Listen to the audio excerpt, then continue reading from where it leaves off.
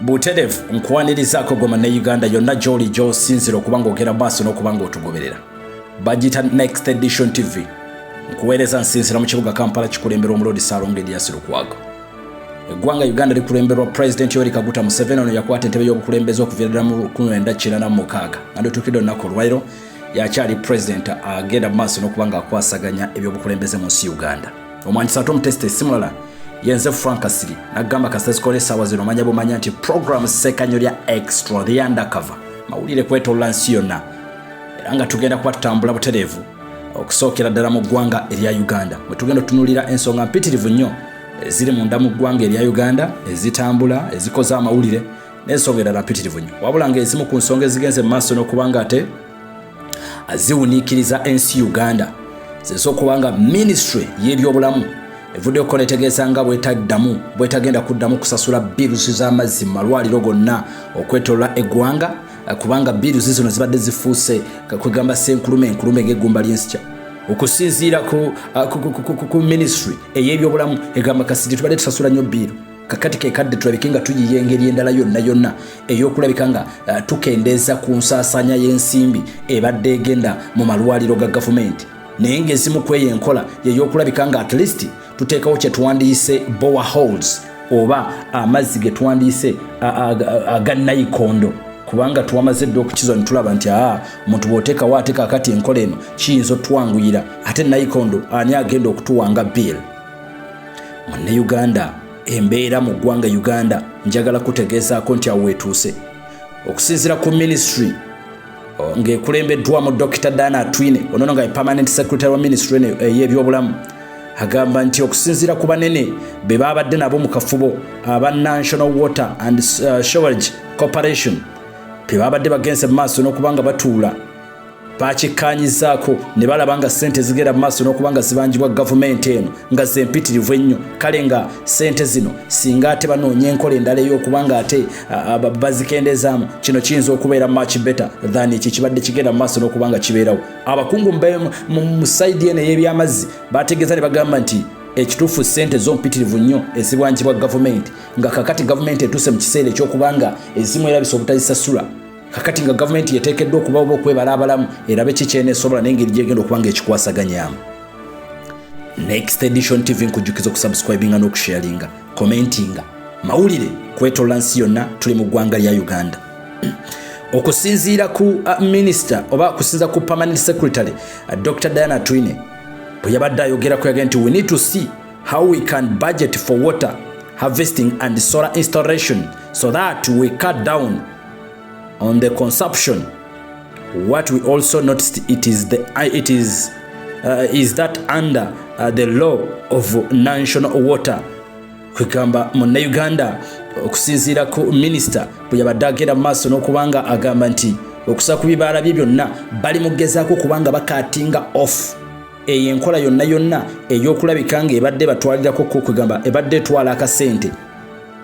Njagala kutegeezaako gwe Munnayuganda ngoberera Dr. Diana Atwine yayongeddeko n'agamba nti ssente ezibanjibwa empitirivu kyokka n'ebyetaagisibwa okubanga ate bikolebwa nabyo byebingi ebisinga n'amazzi.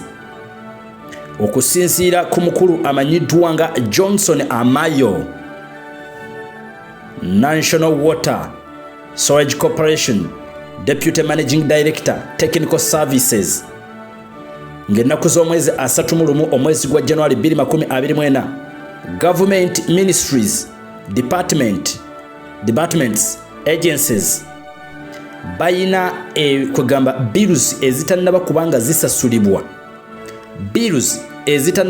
zisasulibwa naddala mu kyetwandiise national and regional referral hospitals wokka okusinziira ku national water ebanja billions 14 ne millions 9 sente mpitirivu nnyo okuva ku sayidi ey'ebyamazzi just mu national and regional referral hospitals billions ezigenda maaso n'okubanga ate zibanjibwa okumala emyaka 2 emabega nga gavumenti ya wano yefudde kyesirikidde nga mpawo kugamba kyenyega.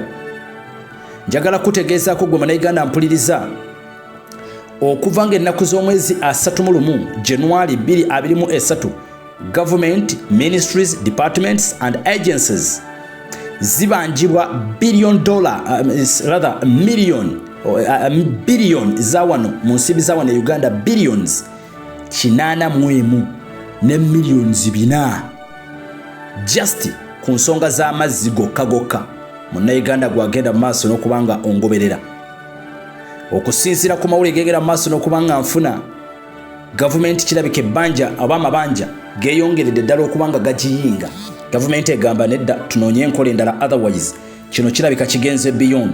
Tuyina okunoonya engeri gye tukakkanyaamuko pressure eya ssente zino ezigera mu maaso n'okubanga ate zitubanjibwa mu bino ebisaasanyi okugamba mu bintu ebifaananako bwe bityo. Okusinziira ku Dr. Atwine yategeezezza akakiiko nti ministry ekyamazima teyina ssente mu kaseera kano.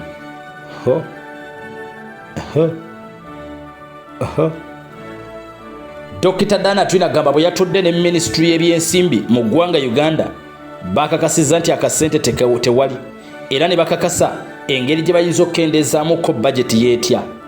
Sensimu kwezi empenda zatandise okubanga baleetawo okukendeeza ensaasanya y'ensimbi era ng'ekimu ku kyakkaanyiziddwako kwe kusima kye tuwandiise nayikondo mu malwaliro aga gavumenti.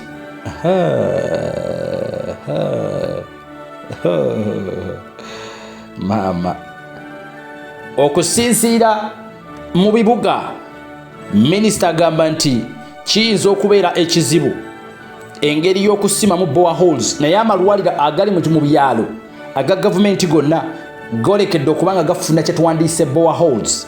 Kyokka amalwaliro ag'ekibuga bagamba nti kiyinza okubeera ekizibu ekyokubawa boreholes naye kaakati musabiddwa okubeera nga munoonya engeri gye mukekkerezaamu n'engeri y'okukwatamu otuzzi tuno amazzi gano agatakyali mazzi wabula otuzzi tuno engeri y'okunoonya engeri y'okutukwatamu galabike ng'ate munnange abantu bagaganyulwamu ate nga ne gavumenti teyina kyegenda mu maaso nakubanga ekosebwa newankubadde amayo yagenze mu maaso n'okubanga ategeeza nti okusinziira ku amayo agamba nti bino byonna nga bigenda mu maaso ye takkiriziganya n'enkola ey'okuba nti agamba nti takkiriziganya na nkola ya gavumenti okubanga ate buli wantu wonna eteekawo boreholes newankubadde nga kyandibadde kisoboka naye okusinziira ku mazzi ga taapu n'aga boreholes omukulu agamba nti galimuko enjawulo n'engeri gye gakwasaganyizaamu oba n'engeri gye gakwatibwamuko.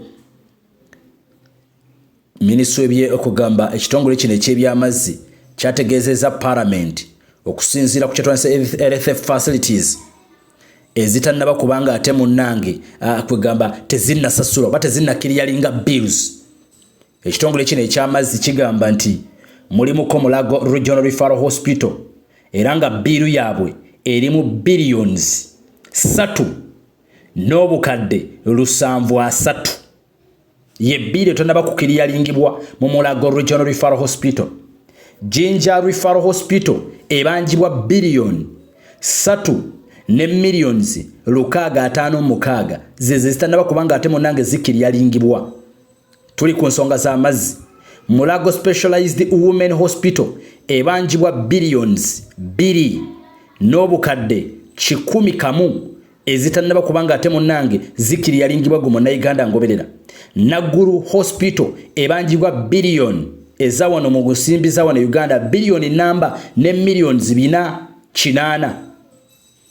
Munnayuganda njagala kutegeezaako nti okusinziira ku bakulu abagenda mu maaso n'okubanga bafubutuka mu kitongole kino eky'ebyamazzi bagamba nti bw'ogattagatta amabanja gano agabanjibwa amalwaliro ago bakuwaddeko just ga wano naye bwe tuyingira mu referrals eziri mu bitundu ebiri outside Kampala ebiri outside Greater Kampala tosobola na kubanga okikkiriza gwe munnayuganda ngoberera.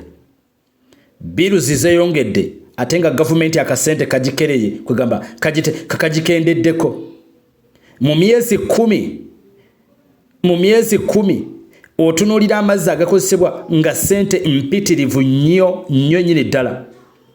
okusinziira ku Nebbi Hospital bagamba nti lyonga lyo libanjibwa billions eddwaliro limu billions 788 ne millions 185 okumala emyaka 12 lino limaze emyaka 12 nga telisasula biru z'amazzi eddwaliro lya Nebbi osaaga n'okusaaga kakati bw'otunuulira ku kyetwandise Arua Regional Referral Hospital